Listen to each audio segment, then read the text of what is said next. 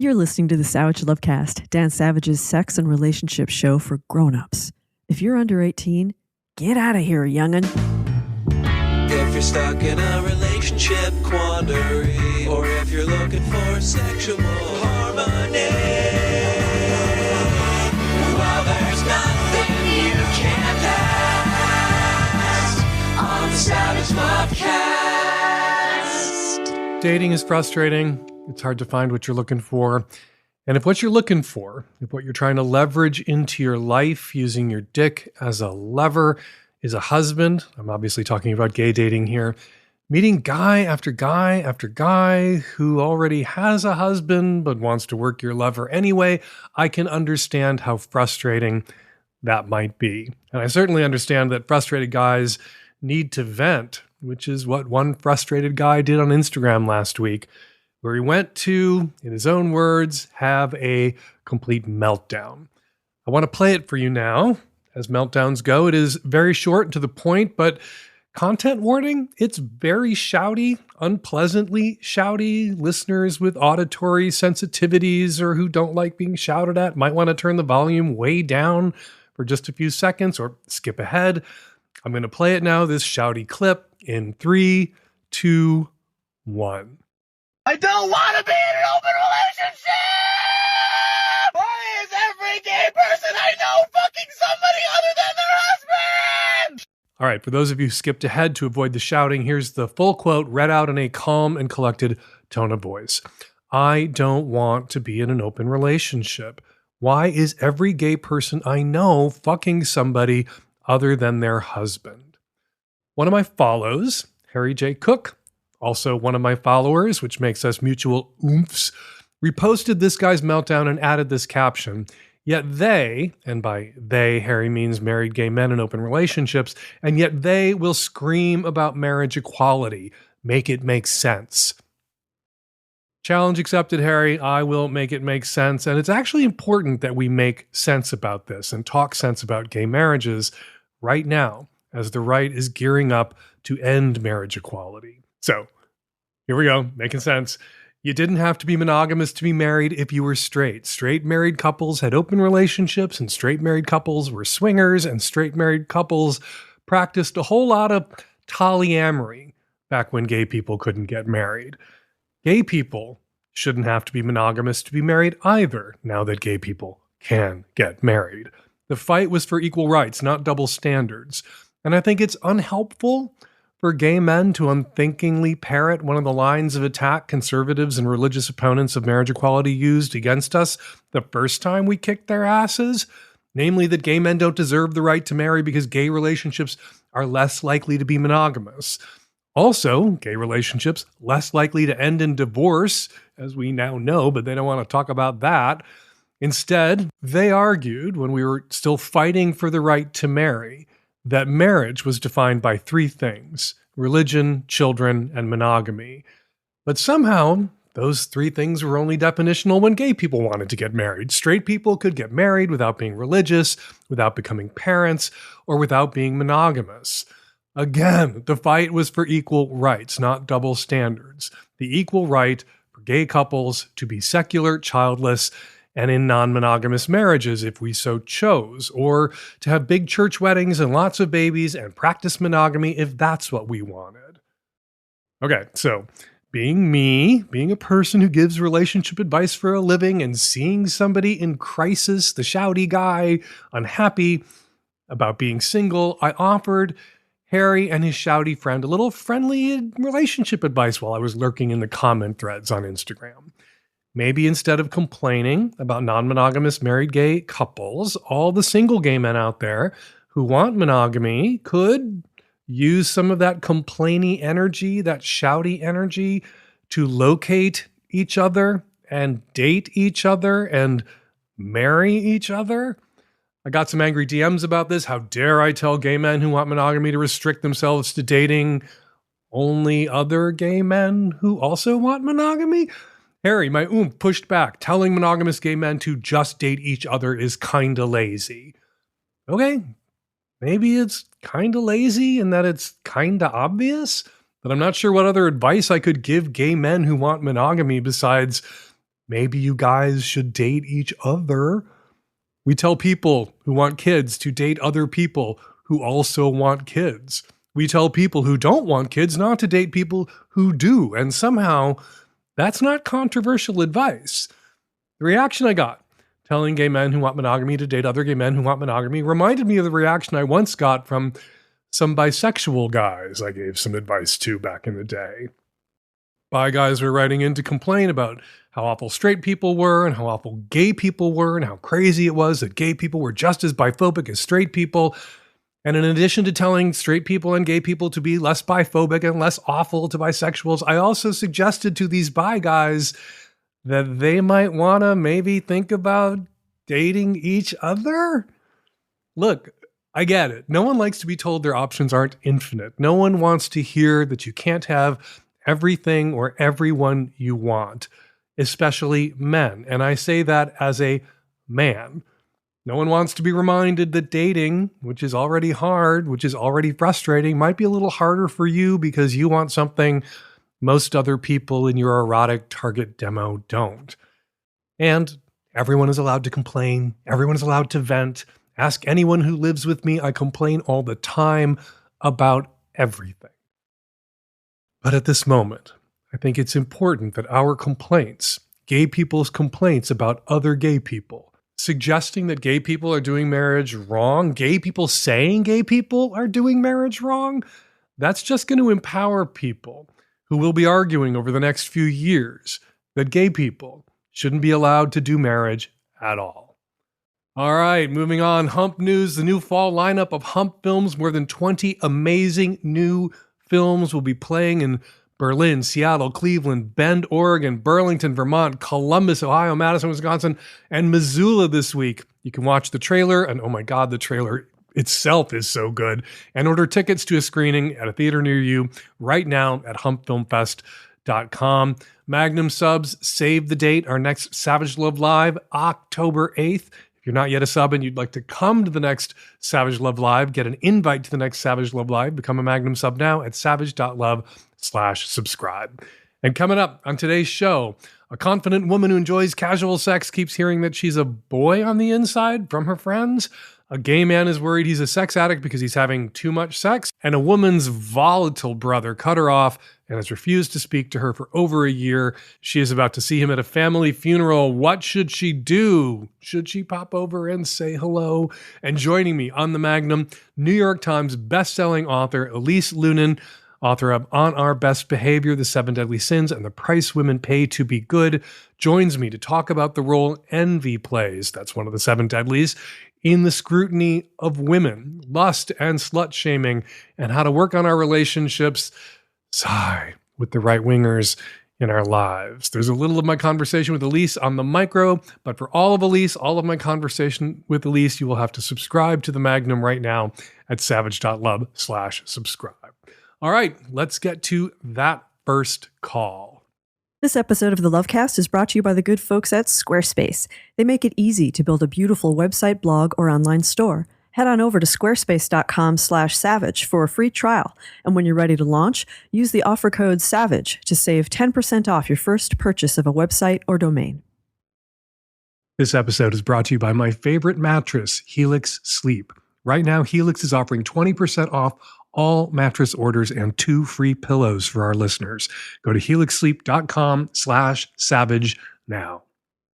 This episode is brought to you by Field, an app where curious people come to connect. Download Field on the App Store or Google Play and find out why so many of my listeners are already using it.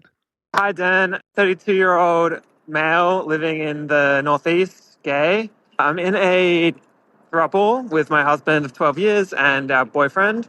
The main thing that's been really difficult is I am now a sex addict, or I'm addicted to sex.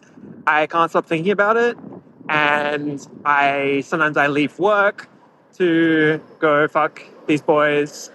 I can't focus on anything else. I'm completely obsessed. And it's starting to affect my life in a negative way, such that I'm not doing my work. I'm falling behind. I'm worried about myself. How can I get out of this? I don't really want to stop having sex, but I think I need to. Sex addiction, not a thing. Google it. However, it is possible, especially for an attractive gay man, to have a lot more sex, more opportunities for sex than a guy can possibly cram into a regular workday, especially a guy who has 2 partners waiting for him at home. So the question here is not, should you stop having sex? It's, how do you learn to self-regulate so that you pursue a reasonable number of the sexual opportunities available to you in such a way that it doesn't prevent you from fulfilling your obligations at work or your obligations to your spouse and your boyfriend? How do you do that? Well, you're seizing a lot of sexual opportunities. Sounds like maybe you're ducking out of work. Sounds like maybe you're on Grindr or Sniffies or some of the other apps, and you can't resist temptation in the moment because you're just so fucking horny. You can control for that by masturbating more. You could control for that by, seeing what's available to you on Sniffies and going and having a wank in the bathroom, hopefully the solo bathroom at work, and then returning to your responsibilities, not shirking them for dick that's available a half a block away in the city where you live in the Northeast. And then after work, mission accomplished at work, you can go out there and mission accomplish with some available men. It's just about learning how to regulate the flow, control the flow. And one really good way for guys to do that, where there's just so much opportunity to get out there and have your sack drained for you, is to drain your own sack strategically. So you're not boiling with horniness all the time. Well, I don't believe that sex addiction is a thing. There are people out there who have problems with compulsive behaviors, and sexual activity can become one of those behaviors that people with compulsion issues can engage in compulsively. Something you might want to talk about, not just with a sex and relationship advice podcast monkey, but with an actual therapist who can get to the root here, which is not a chemical addiction to sex. You're not as to sex as an alcoholic is to booze, but can get to the root of why you have this compulsion, why you're displaying this compulsive behavior that is attaching itself to sexual activity, which is easy for young, hot gay men to do because there is so much opportunity. I often say that straight guys have the benefit and curse of an external check on their ability to spin out of control sexually, because, and it's women. Women are less likely to want to have anonymous sex with straight guys they don't know for lots of reasons, including violence and fear, reasonable fear of sexual violence.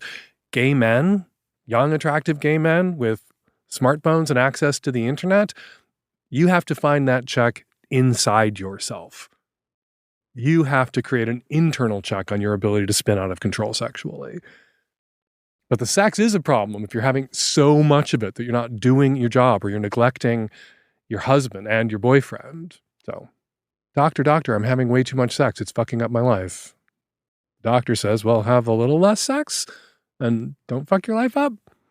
And if you can't do that on your own by draining your own sack at reasonable intervals, get thee to a therapist who can help you self-regulate. Get thee to a therapist. Go.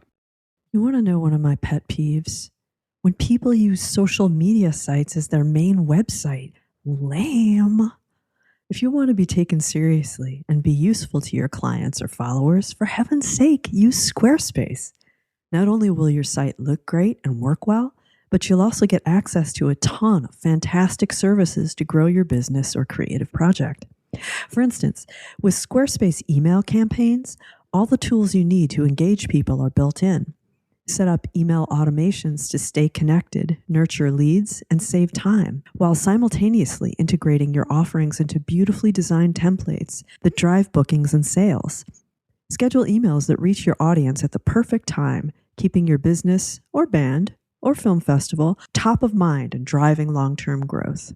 And email management is just one of the many back-end features that make running your enterprise work the way you want it to. Fundraising, e-commerce, appointment setting, videos. The list of helpful products goes on and on. Squarespace is like your savvy business partner who will help you so much. Head on over to squarespace.com/savage for a free trial. And when you're ready to launch, use the offer code SAVAGE to save 10% off your first purchase of a website or domain. That's squarespace.com/savage and use the offer code SAVAGE. Hi, Dan. I'm calling in today to get your help formulating a response to a comment that I keep finding myself on the receiving end of. I'm a heterosexual woman. I present like a basic bitch. That's really the best way to put it. Not over the top feminine, but when I leave the house, my long hair is tied back in a ponytail. My ass is in a tennis skirt. I pretty much always look like I'm on the way to Starbucks. That's what I look like. I act like the bold, blunt, confident leader that my mom taught me to be, that was reinforced by the huge, diverse, progressive northeastern city that I was raised in. When I left that city more than a decade ago, I quickly realized that all of those traits I listed at the top are assigned to men, are masculine. Didn't know that one growing up. But I will say I have one more trait, which is that I'm hypersexual. And even my little utopia city that I grew up in very much told me that one's for boys. So I've gotten jokes my whole life, maybe 1 or 2 jokes a year that are to the effect of, ha ha ha, you're a boy on the inside. They're generally actually funny, and I laugh them off, and I never thought anything of it. About a year or 2 ago, there's been a huge tone shift. I'm suddenly getting these as comments, not jokes, and I'm getting them all the damn time. I need your help formulating a response when people make comments to the effect of, you're a boy on the inside. One recent example is I mentioned several casual sexual encounters to a brand new female friend who said, oh my God, you're like a boy on the inside. Now I can ask you all the questions that I have for boys. No, you can't. Not a boy. So it's things like this. They're not meant with malice, but they are starting to mess with my head. I am guessing it's because of the reemergence of tradwife culture, the popularity of traditional gender norms, masculine and feminine energy, which is often being talked about right before someone decides to call me a boy. What should I say?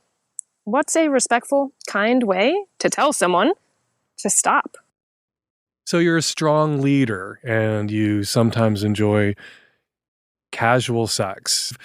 And then you have friends, women friends of yours, getting in your face saying that these character traits, the person that you are, that somehow means you're a boy on the inside, not really a woman, as if women can't be strong leaders and confident and enjoy casual sex, as if women haven't been chewing up dicks and spitting out people for hundreds of thousands of years.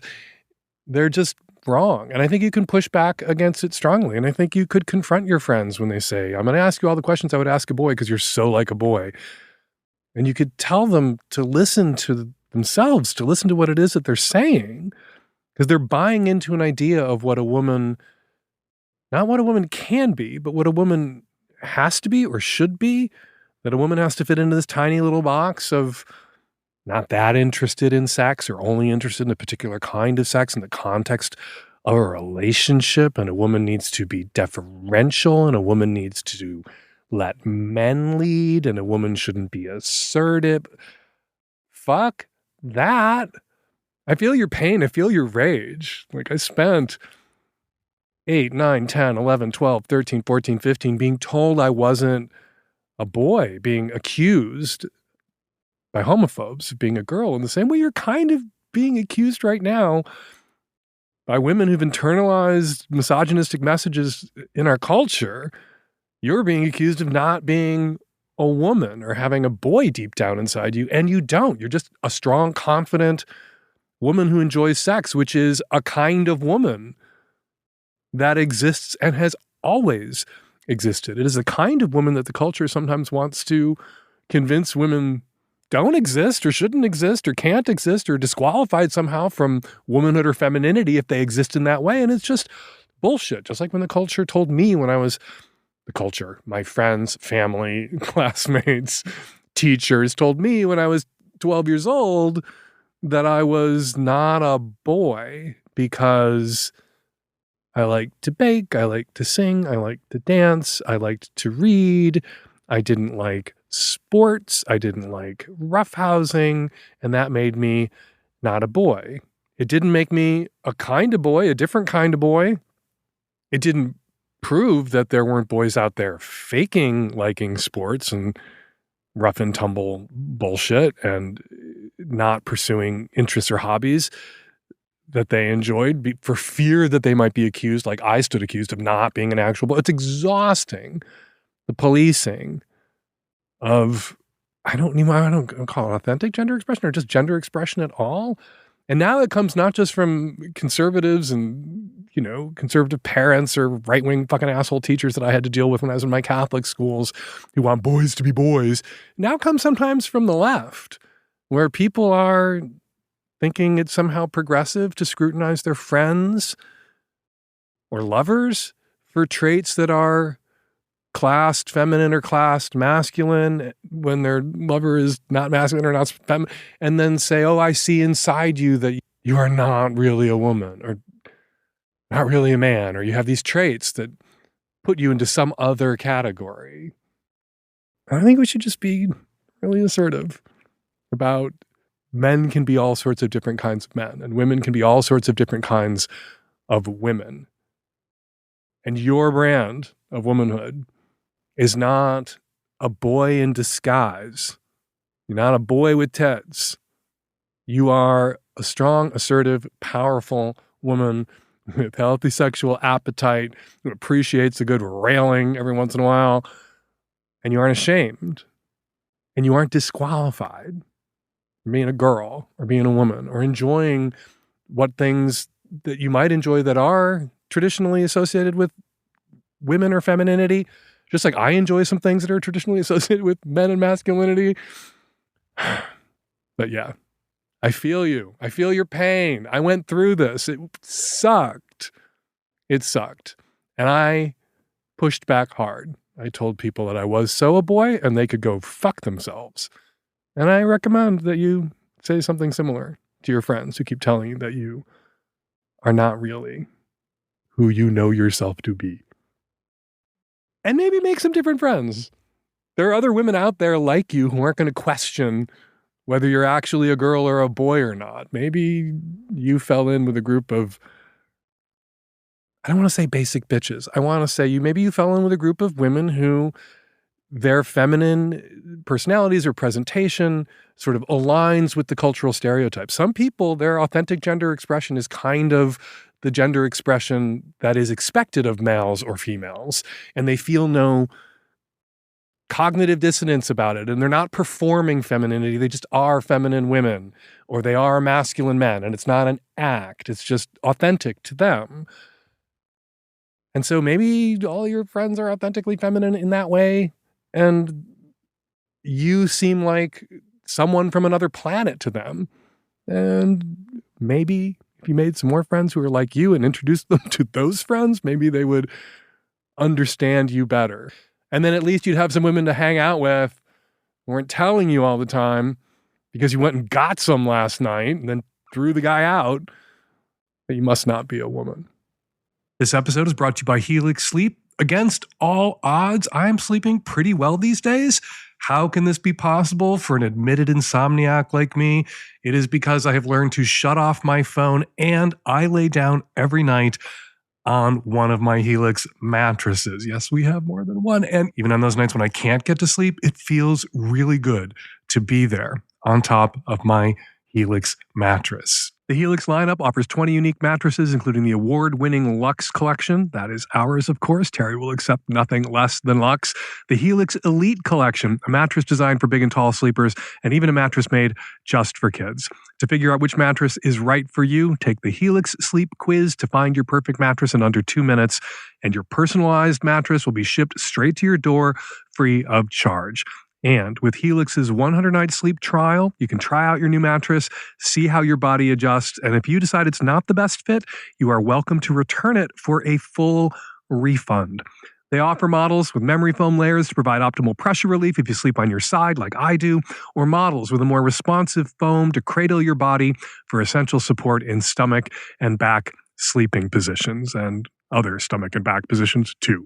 Plus, enhanced cooling features to keep you from overheating at night. Right now, just for my listeners, Helix is offering 20% off site-wide. Go to helixsleep.com/savage. Let them know the Lovecast sent you by going to helixsleep.com/savage. With Helix, better sleep starts now. Hey Dan, this is a heteroflex cis woman in her 30s. And I have a question that has bothered me for quite a few years now.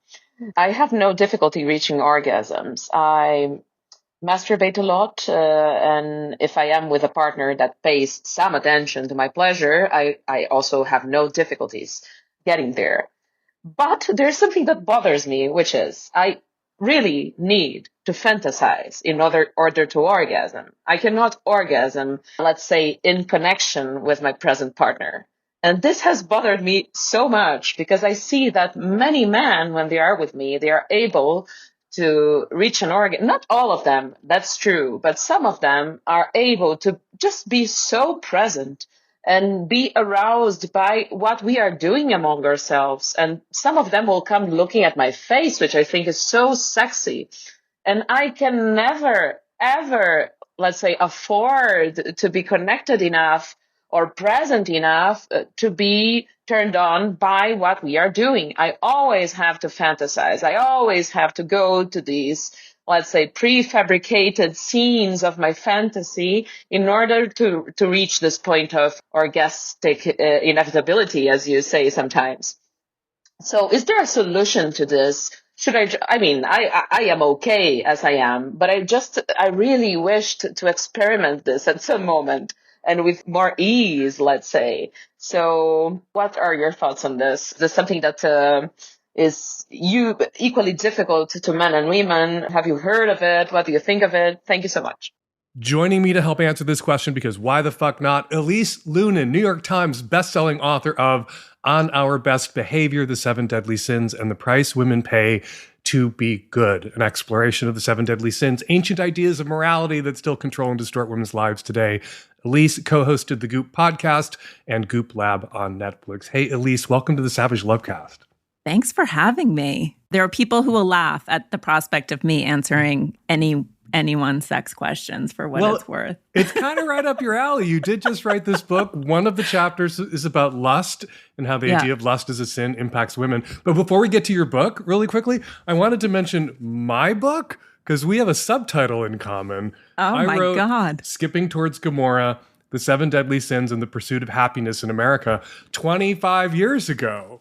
And it was a defense of sin and the idea of pleasure. I was pushing back against the conservative scolds at the time, the Bill Bennetts. As you should. And the Robert Borks, who thought it was the end of the world, that people were getting blowjobs and enjoying them.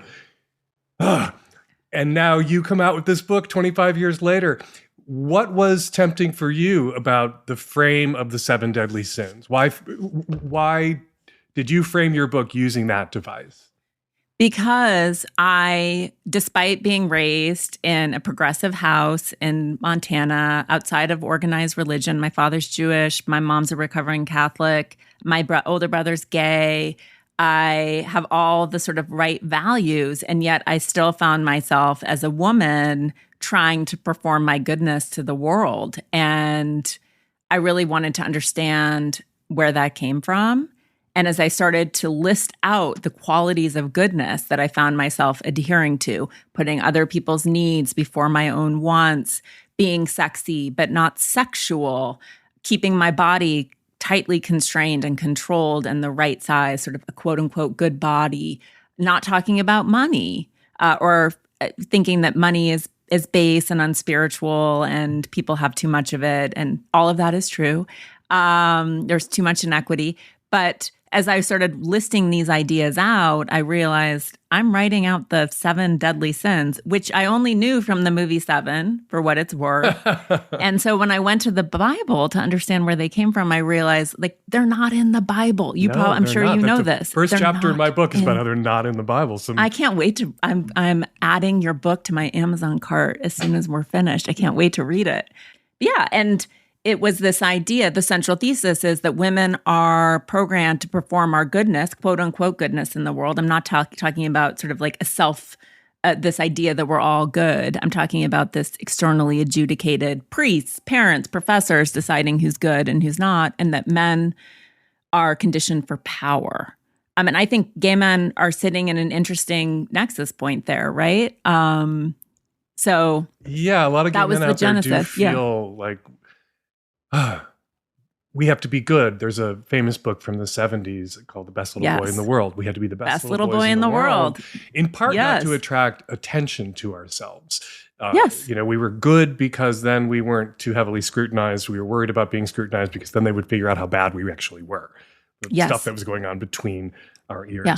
But do you think, and I agree with you, I just want to invite you to expound on this a little bit more. You think these expectations around good behavior, not being sinful, for example, that a woman should be sexually desirable, but a woman shouldn't have sexual desire. Sexual desirability and availability is what a woman should live up to, but sexual agency, sexual interests of her own, that's not okay. That's lust. That's a sin. Yes. Yes. And women are set up as, yes, you need to be desirable, but not desiring. And more so that we are the babysitters for the rapacious desire of men and boys, and that we are co-responsible for anything that happens to us because we have inspired them to be sort of out of control in their own lust for us, right? And it's this really insidious programming that most of us aren't even conscious of. We just enact it in the world. And this is, again, but I very much relate to this caller because I am similarly wired. And I think it is, for me, when I hear her, it is, I'm scared of the attention of men because I recognize, and this is based on some of my own, which I write about in the book, some early sexual trauma, but that to inspire someone's interest and attention is often dangerous. This gets into such a tricky area, though, because male sexuality, male desire, the male gaze, being desirous of male attention is really a double-edged sword. Mm-hmm. And when you do a deep dive into what turns people on, what turns men on, what turns women on, a lot of women are turned on by the idea that they're so sexually desirable that a man loses control of himself. Yes. Ravishment fantasies. Ravage is very close to repair, like the etymology of rape. Yes. Yeah. And, you know, Justin Leigh Miller wrote a terrific book about people's fantasies, people's desires. These two things are in tension. You know, women their lives are really warped and sometimes very negatively impacted by out of control men. But there's some part of female desire that is desirous of that out of control man, but in a controlled setting. And it's how do you really allow for it is really complicated. But we can't just say like women are on the receiving end of all this male sexual attention. That's always negative because there are women who most women are straight, most women want to be on the receiving end of that kind of male sexual attention. And most people's fantasies kind of go to dark and scary places. You know, a lot of people's fantasies are eroticized fears, and women have absolutely 100% legitimate reasons to fear men and male sexuality, male sexual violence. And yet, how do you then allow for the enjoyment of that in a controlled way with somebody that you trust, where you're toying with this fear to arouse yourself? It may be what this caller is fantasizing about in that moment when she's with her sexual partners. Yeah. Well, I was going to quote you back to you, which was where you said essentially a kink is an eroticized fear. And I was like, yes, 100%. I think that's where so many rape or rape adjacent fantasies come from for women. It's the worst thing that could possibly happen to you. It's very confusing, obviously. It is. And gay men and straight women, we have something in common here at a deep level, because most gay male erotic archetypes are homophobes.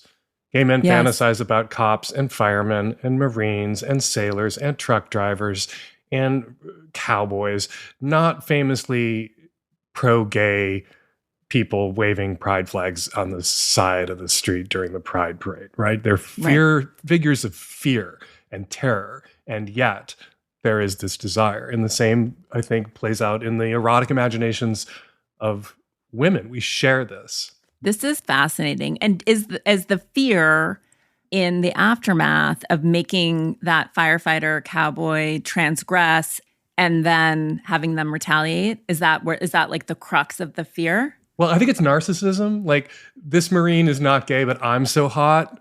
Yes. That they're making an exception for me. They're overcome with lust for me. And I think that's often like women's sexual fantasies.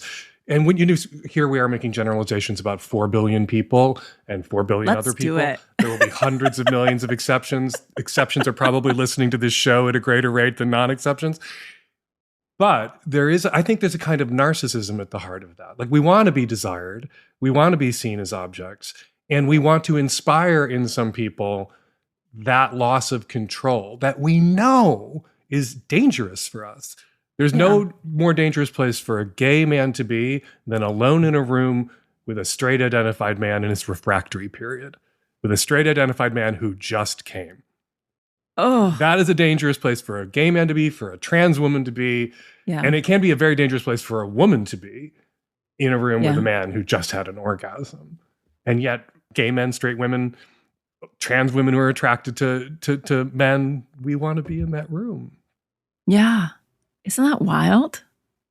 You'd think we'd learn our lesson eventually. No. Yeah. No, it's totally wild. I totally get it. So when you hear this caller, do you feel like what she's creating or what that turn on, I don't know what she's exactly fantasizing about, but that she needs the presence of his physical and very present desire, and she needs to just sort of dissociate and take herself elsewhere? I think she feels like she's doing lust wrong and she's doing sex wrong because in the moment, to get herself to climax, she needs to run the tape in her head. She needs to fantasize. And sometimes it's to fantasize about the thing that you're not doing or you would never want to do, the fantasy you would never want to realize, but it is where your erotic imagination needs to go to push you over the falls. And for other people, it's just, most of our orgasms over the course of our lives we have while we're fantasizing, while we're thinking about sex, not while we're having sex, because we masturbate more than we fuck, right? Right. And so it can just be a groove people shift into. I'm approaching climax, and here comes, the 8-track tape kicks in of my fantasies, and they start to play in my head. But I would say to this caller, like she says, the men she's having sex with are looking right at her. You don't know what's going on between their ears. They may be able to look right at you and be thinking about something else at the same time. Right. And so whatever works, I just don't think the caller should tell herself that because she's one of the many people who needs a little extra boost of the fantasy playing out in her head during sex, that she's doing it wrong or failing at sex or failing her sex partners or failing herself. Yeah. No, I don't think I could do that staring someone deeply. I'm not a tantra practitioner for one, but I feel like that's like to me, that feels like a different pursuit. So I would think goop people would be especially susceptible to tantra bullshit. To tantra? Yeah. Oh, we'll have to do a poll. 7 hours, Dan. I'm not. I piss off the tantra people. Yeah, I'm like, I got things to do. I don't want to have a 12-hour orgasm. Efficiency. Yeah. There are dishes. There's yard work. There's other things. Yeah, 100%. My conversation with Elise Loehnen continues on the Magnum version of the show. You can subscribe for 1 month right now and listen to as many shows as you like and see if you're ready to commit to me as one of my subs. And then, if you're ready, and I hope you are, you can upgrade to a full year subscription and join the squad. You get access to Zoom Hangouts, Savage Love Lives with me and the gang once a month, the entire Savage Love column, the Sex and Politics podcast, early bird tickets to Hump, and best of all, you'll be supporting the show and keeping the tech-savvy at-risk youth fed and clothed. Become a supporter of the show and one of my subs right now at savage.love/subscribe. What do you want? Not family, not friends, not society at large. What do you want? What do you want and how do you want it? Without the noise of external opinions, you have the space to find out. On the dating app field, curiosity leads the way towards intimacy with others and yourself. Desires, interests, the space to change again and again. There's room for all of it there. If you have a fantasy, say it. If you have a desire, include it in your bio. No one ever got what they wanted without asking for it. And on Field, you can ask for it. And if you ask for it, you might just get what you want. On Field, there's no need to write your profile like a job application and pretend to be what someone else wants. Within the field community, the cultural norm is to be radically honest about who you are and what you want. And that helps you find exactly what you're looking for. They don't gatekeep connection. In an age where dating apps create hurdles to finding your people, Field is built differently. They don't try to guide your desires either. You get to be you. And you can change. On Field, who you were yesterday may not be who you are tomorrow. 62% of Field members evolve their sexuality, interests, and desires within their first year on the app. In a place where there's no pressure to be anything, who will you be? Expand your curiosity. There are 20 plus sexuality and gender identities listed on Field. In this space, you can explore who you are without judgment. See what you have in common. Know what you're looking for? Field just rolled out their Shared Desires feature that immediately shows you what you have in common with someone else. Download Field. That's FEELD on the App Store or Google Play and find out why so many of my listeners are already using it. Hey, good morning, Dan. I'm calling from the Northeast. I'm a 24-year-old bisexual man, and I would like some advice on navigating romantic feelings through a friendship. So for context, I had a friend who I ended the friendship with regarding their return to an abusive relationship they were going through, and I helped them through about 3 cycles of it, and I just couldn't take it anymore. Likewise, too, I did recently go to their house, just, spoke to their parents, let them know that what went down and that I just want our friendship back. I did have feelings for this friend, and, when it occurred when we went on vacation together. But also, too, that I know I told them I had to put them on hold, but I always cited it as, you're not my type, you're not this or that, when it really just stemmed down to they weren't emotionally mature at that point in time. And likewise, neither was I, if I couldn't necessarily tell them straight out, because I didn't want to hurt their feelings. How can I navigate my friendship and even maintain it for future friends, or if this one blossoms again, my romantic feelings for them? And how do I communicate that with them and not make it awkward for myself, more or less for them either? And likewise, not grow to be, toxic.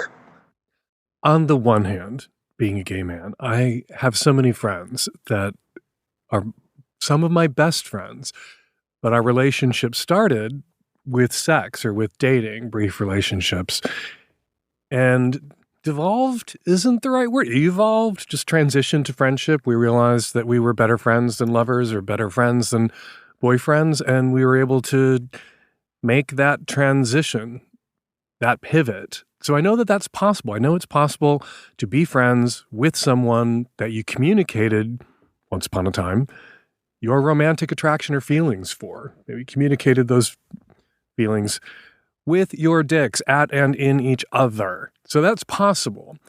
However, I also, on the other hand, want to say when someone is your friend and they confess romantic or sexual feelings for you, and the friendship has been ongoing, and the friendship didn't start with a sexual encounter and then you realized you were better friends and you kept hanging out and seeing each other as friends. But when it was a friendship at the start and it's gone on for a while, and then one person confesses their romantic feelings for the other, that can be perceived by the person. They may look back at the friendship through this prism. They may re-examine it in the rearview mirror and see ulterior motives or dickful thinking or manipulations that may or may not be there. They may misapprehend actions that you took, behaviors that you took when they thought you were just friends and you only had friendly feelings for them before you confessed that you had romantic and sexual feelings for them that you hadn't been completely upfront about during the life of the friendship. In the particular case that you cite, this person that you've tried to help out of this toxic, no good, very bad relationship again and again and again, even if the relationship is awful, even if the relationship is abusive, and they should get the fuck out of it, they may once you confess your romantic sexual attraction to them, that you have feelings for them, that you always had feelings for them, they may view, even if you were scrupulous in the moment to separate your feelings for them from what you knew in your heart was best for them, which was to get away from this awful, toxic partner, they may view your actions as suspect, that you were trying to get them out of that relationship because you wanted to have a relationship with them. You had an ulterior motive. And so you risk the friendship because the other person's perception of it, and whether it was an actual, genuine friendship, could be irrevocably damaged, harmed, changed.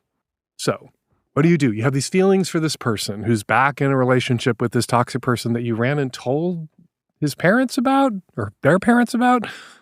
Seems weird to run and tell mom and dad, but if it's a crisis, if this person is in danger, sometimes you got to call in the cavalry. Sometimes you got to call in the parents and the family and stage an intervention. So I don't want to second guess your judgment there. It may have been absolutely the right thing to do to run to mom and dad.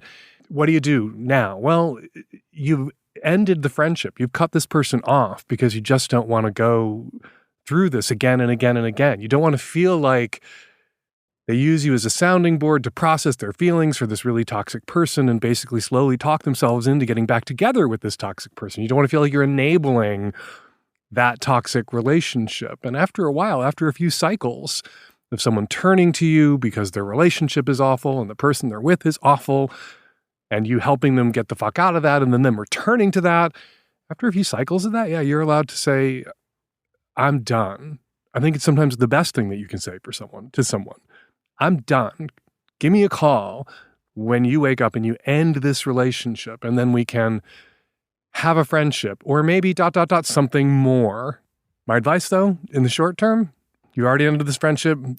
Go find somebody else, go fuck somebody else, go find somebody else to obsess about, to be romantically attracted to, and to invest your time and emotional and sexual energies in. All right, time for listener feedback. So much great discussion in the comment thread on last week's show about the caller whose autistic kid identifies as trans and asexual and as a fluffy dragon. Long, detailed comments that I hope everyone reads.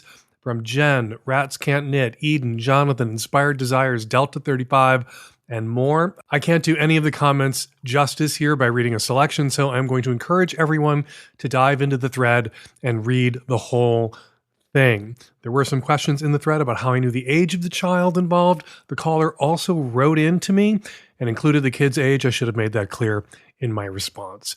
All right, moving on to other topics raised in last week's show. Says Elms Syrup about the caller who found out her wife had a FWB thing going with her best friend for 10 years. I try not to be a toxic monogamist, but Dan, almost anyone who's monogamous would be upset to find out that their partner had a long-term romantic relationship with someone who is still very much in their life and hid it from you. The wife actively hid it and then tried to lie about it! ! Says Andrew in response, the only reason to ask Dan Savage for advice is because you want Dan Savage's advice. The original shtick of the column so long ago was that the gay guy's approach to sexuality could be good for others, straight, lesbian, etc. It seems so far that gay men in the thread agree with Dan. It wouldn't be a problem for me if my current partner had a history with one of his best friends, and I think everyone else would be better off if they were more chill about it. Remember, Andrew continues, readers have other advice columnists to go to if they want advice like, you have so much to be upset about, your wife has wronged you, ditch that friend, and keep your wife on a short leash until she proves more trustworthy. And finally, about the same call, says by Dan Van, it is a tricky situation. You have to ask why she didn't tell her wife that she and her best friend had been lovers in the past. And the obvious answer was that the caller would be jealous and would not be as supportive of this friendship, which is very much the case. So it makes sense that the wife would take the risk that nobody would spill the beans so she could get on with having a happy life where her wife and her bestie got along swimmingly. All right, we appreciate all of your comments. I read all of your comments. And if you want to leave one for me or join the convo with my listeners, go to savage.love and dive in. And now, Savage Love listeners who left voicemails on our answering machine about last week's show, you get the last word on this week's show.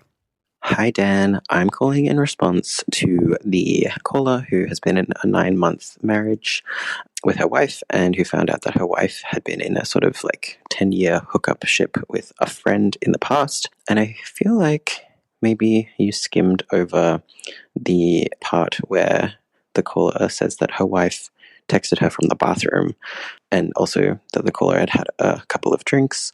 What that implies to me is that her wife is maybe a bit fearful of the caller's response and doesn't feel super ready to disclose certain things because of a fear of a big reaction. Hey, this is a comment for the caller last week who was asking about anal sex and lubrication, and she was in a threesome and was concerned about the other woman who was not lubricated, or to her knowledge. And I just want to say, as a woman who loves anal sex, I don't need lubrication. I'd never heard of this rectal fluid or cream you're talking about, but I've always wondered, why don't I need it? Because when I'm turned on, my ass is ready to go pretty much 95% of the time. So I'm here to reassure you that there are those of us with super juicy assholes. Hi, Dan. In episode 985, you mentioned that Fire Island is the Vatican City of anal sex. I was always under the impression that the Vatican City was the Vatican City of anal sex. And we are going to leave it there. Got a sex question, a relationship problem? At savage.love/askdan, you can record and upload your question or your comment directly onto our website, or you can make a voice memo on your very own phone and email us your question by sending it to q@savage.love, or you can call us at 206-302-2064 and leave us a message on our answering machine. ITMFA t-shirts are backed by popular demand, now in women's sizes. Fuck First and GGG mugs also available. Really nice, really comfortable, really cozy Savage Love hoodies, all available now at savage.love/shop. Follow me at Blue Sky at Dan Savage. Follow me on Instagram and Threads at Dan Savage. Follow Elise Loehnen on Instagram at Elise Loehnen. Her podcast, Pulling the Thread, is available wherever you get your podcasts. And her New York Times best-selling book, On Our Best Behavior, is available now wherever you get your New York Times bestsellers. And for all things Elise, go to eliseloonen.com. The Savage Lovecast is produced every week by Nancy Hartunian and me and Nancy from the Tech Savvy At-Risk Youth. We'll all be back at you next week on an installment of the Savage Lovecast. Thank you for downloading.